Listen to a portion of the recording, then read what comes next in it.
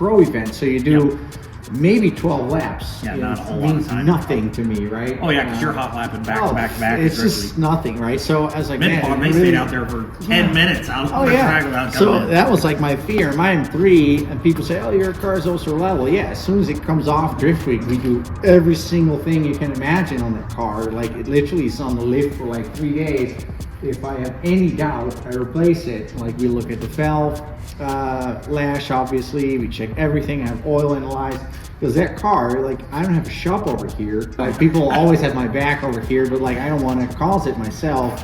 And I mean, there is time, right? I mean, Drift Week's twice a year. There's months and months in between.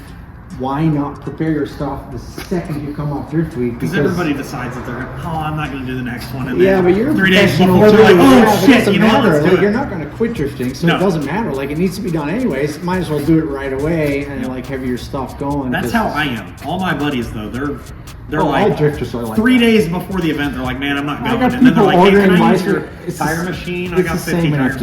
It's the same FD. Yep. You know, a week before Drift Week, you're like, oh, we're switching the wires. Like, what? You know, are you nuts? And this is like, man, these guys have got sponsors, they got big shops, and then, man, just do some project management. I know. I like mine when my car's on the trailer the night before. Oh, always. Like, everybody else is like, oh shit, loading up the day of, and I'm like, I had so many times that people are, oh, Johnny borrowed those ramps. Now we only have the short ramps. It doesn't work with this car. And like, man, this like irritates the hell out of me. You know, don't assume anything. You got a nice shop, man. This place is massive. Yeah, we got a lot of our fab stuff we do on the other side. It's awesome. And what's this thing though?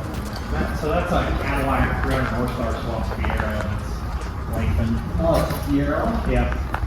Everybody keeps asking if this is mine. I'm like, I don't think this would drift very well. Me and Chelsea have been talking about doing a Fiero drift car for the longest time. Like, I think for like 10 years. I'll tell you what. Yeah. You guys can take that one on Drift Week when I'm done with it. Oh, really? Well. Well, so I actually owe fielding anyway. That's how I did my thing.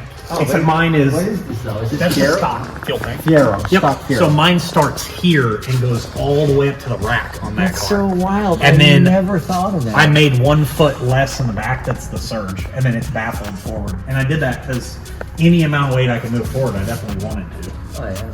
But and then mine's got so with the short nose, mine has a Jeep radiator in it.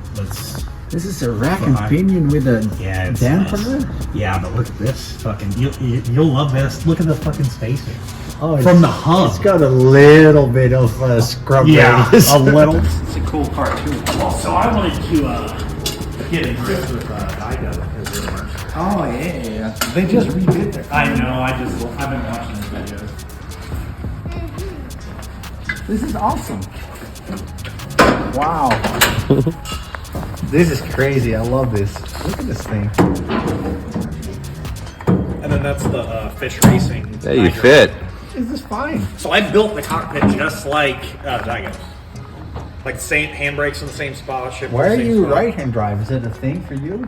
Well, so I started drifting with my R33. Oh, right. And then I thought it would just be that much cooler. And the other thing is, if I did this side, the clutch wouldn't have been in the wheel well. Oh, so yeah, I could have done the drive-by-wire and not had to limit that tub. Did they even make these things in right? So Daigo's is right-hand drive. Oh, yeah. But see my anti-intrusion bars up through the Yeah, wheel that's hub? smart.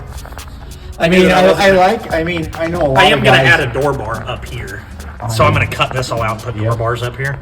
But I know a lot of guys that did like tube frame stuff, but I like that you already played it because that's what people never do. yeah, it's played Like a 80% of these kind of builds, people never get you playing, and that's so much work. bit. Oh, it's a shit. That's so much work, you know. So I like you already did that. Like that's super cool to see. So the only other thing I'm going to do is on the triangles for the floor, I'm going to have carpets made that snap into those triangles. So I've still got the floor carpets.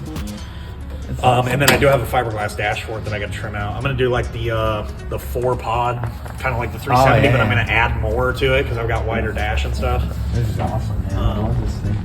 But I'm waiting to do the windows so I can do the actual struts for it.